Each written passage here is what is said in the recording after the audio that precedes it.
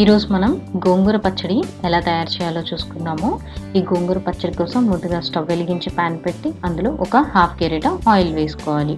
Oil మనకి వేడైన తర్వాత ఇందులో ఒక హాఫ్ స్పూన్ మెంతులు, ఒక స్పూన్ జీలకర్ర, అలాగే ఒక 2 స్పూన్ల ధనియాలు వేసుకోవాలి. మీరు తీసుకునే ఆకును బట్టి ఈ క్వాంటిటీని చేంజ్ చేసుకోవచ్చు. ఇప్పుడు ఇవన్నీ 1-2 నిమిషం పాటు ఆయిల్లో బాగా వేయించుకోవాలి.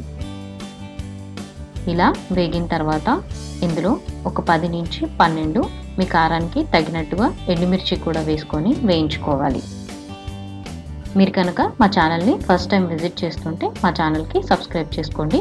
అలాగే పక్కనున్న బెల్ ఐకాన్ని కొట్టండి. సో దట్ నేను చేసే ఫ్యూచర్ వీడియోస్ మీ ఫోన్కి నోటిఫికేషన్స్ వస్తాయి. ఒక 3-4 నిమిషాలు వేయించుకున్న తర్వాత ఈ ఎండుమిర్చి ఇంకా ఇవన్నీ చక్కగా వేగుతాయి.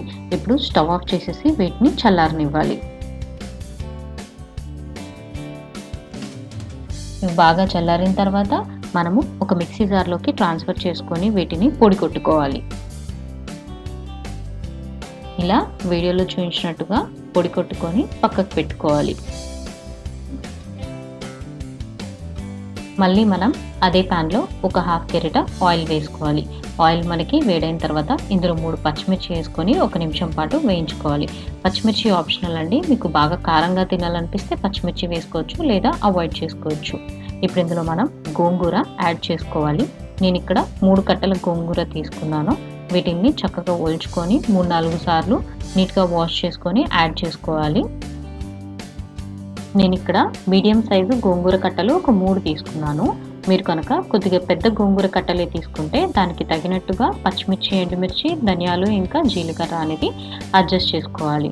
ఒక 4-5 నిమిషాల పాటు మీడియం ఫ్లేమ్లో మనం ఈ గోంగూరని చక్కగా కుక్ చేసుకున్నామంటే ఇదంతా మెత్తగా గుజ్జులాగా అవుతుంది.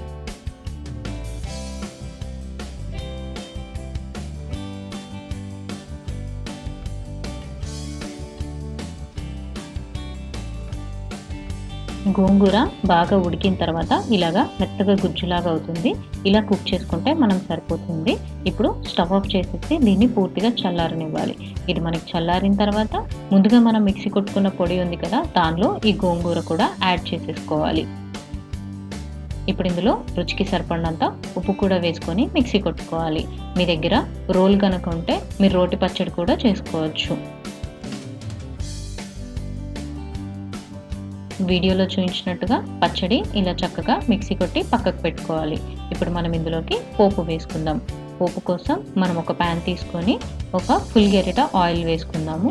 పోపు కోసం ఆయిల్ ఎక్కువే పడుతుందండి. ఆయిల్ ఎక్కువ వేసుకుంటేనే పచ్చడి అనేది మనకి ఎప్పుడైనా రుచిగా ఉంటుంది. ఈ ఆయిల్ వేడైన తర్వాత ఇందులో ఒక 3 ఎండుమిర్చి, అలాగే 1 స్పూన్ ఆవాలు, కాస్తంత జీలకర్ర వేసి వేయించుకోవాలి. కాస్తంత పచ్చెనగపప్పు ఇంకా మినప్పప్పు, అలాగే దంచుకున్న 4-5 వెల్లుల్లి రెమ్మలు వేసుకొని వేయించుకోవాలి. వెల్లుల్లి ఇలా దంచి వేసుకుంటే పచ్చడి అనేది మనకి చాలా రుచిగా ఉంటుంది. ఇప్పుడు ఈ పోపు మొత్తం 1-2 నిమిషాల పాటు బాగా వేయించుకోవాలి.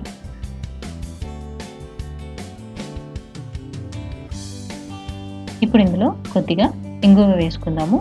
ఇంగువ వేసుకుంటే పచ్చడి మంచి ఫ్లేవర్గా ఉంటుందండి. మీకు ఇష్టం ఉంటే యాడ్ చేసుకోవచ్చు, లేదా అవాయిడ్ కూడా చేయొచ్చు. ఇంగువ కూడా వేసుకొని కలిపిన తర్వాత ఇందులో ఒక రెమ్మ కరివేపాకు కూడా వేసుకొని వేయించేసుకోవాలి. పోపు రెడీ అయిపోయింది. మనం ఇందులో ముందుగా మిక్సీ కొట్టి పెట్టుకున్న గోంగూర పచ్చడి వేసుకోవాలి. కొంతమంది ఈ పోపులో ఆనియన్స్ కూడా వేసుకుంటారండి. మీకు ఇష్టం ఉంటే వేసుకోవచ్చు, లేదా పచ్చడి మొత్తం రెడీ అయిపోయిన తర్వాత కూడా రా ఆనియన్తో ఈ గోంగూర పచ్చడి తింటారు. అలా తిన్నా కూడా చాలా బాగుంటుంది. ఇప్పుడు ఈ గోంగూర పచ్చడిని ఈ పోపులో ఒక 2 నిమిషాల పాటు బాగా కలుపుకుంటూ వేయించుకోవాలి.